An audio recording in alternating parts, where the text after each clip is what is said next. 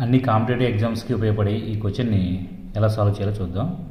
If x square minus x plus 1 by x square plus x plus 1 is equal to 2/3 then the value of x plus 1 by X.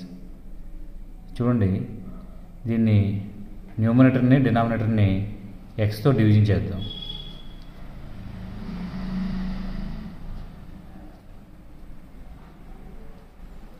అప్పుడు x minus 1 by 1 plus x, అదేవిధంగా x plus 1 by 1 plus x అనేది ఒక value వస్తుంది.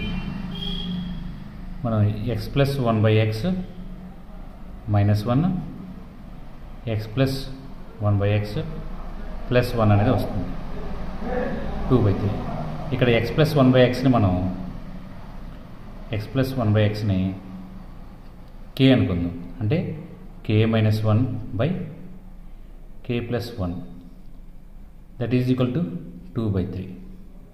నుంచి cross multiplication చేస్తే 3k minus 3 is equal to 2k plus 2.